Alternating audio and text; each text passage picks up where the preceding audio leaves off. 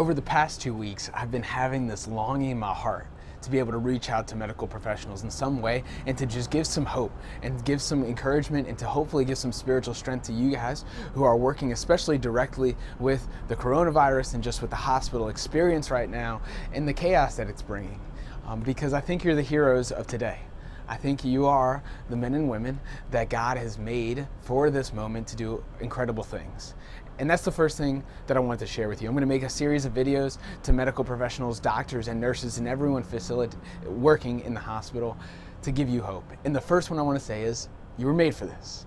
You were made for this. Maybe you're not doing what you normally do in the hospital. Maybe you're a primary care physician, but now you're in the ICU. Maybe you're a surgery nurse or whatever you call it, and now you're in the ICU, or you're dealing with different things, and you're not in what you would call your space of comfortability, your space of expertise.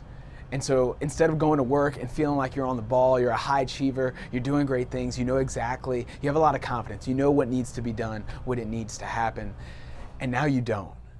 And you feel that uncomfortability and you feel that uneasiness, and it doesn't have that same kind of joy or that same kind of confidence going to work.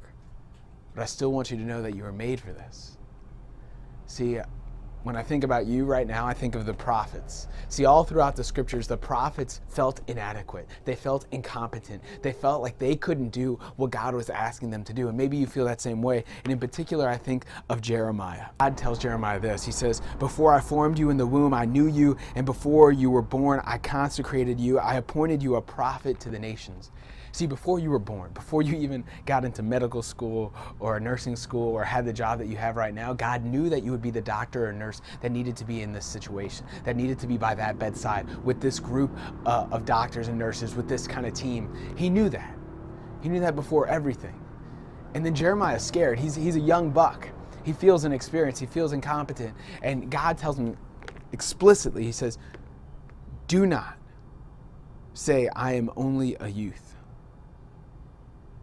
For to all to whom I send you, you shall go." And then he says, "Do not be afraid of them, for I am with you to deliver you." So do not be afraid, my brothers and sisters, as you go to work every morning. Do not be afraid of what God is asking you, because He will deliver you. And at the very end of that chapter, it says this: they will fight against you. The enemy is going to fight against you in your thoughts, in the exhaustion, in the stress, in the worries, and everything that's coming at you. He is going to try to beat you down. But they will fight against you, but they shall not prevail against you, my brothers and sisters. God says this to you: "For I am with you to deliver you." As you start this new week of work with its uncertainties and with maybe this next increase that's coming with this next week, know that God has made you for this and that He will deliver you. And I'll ask you to reflect on this question: why did you enter medicine? Why did you become a doctor or a nurse? Why are you doing what you do? You didn't enter it to be comfortable. No. You entered it to make a difference, to change lives, to save people, to heal people, to give comfort to families, to reunite families with their loved ones. And maybe that feels like it can't happen in this situation, but remember your why. Why did you become a doctor? Why did you become a nurse? Why did you decide to work in this field?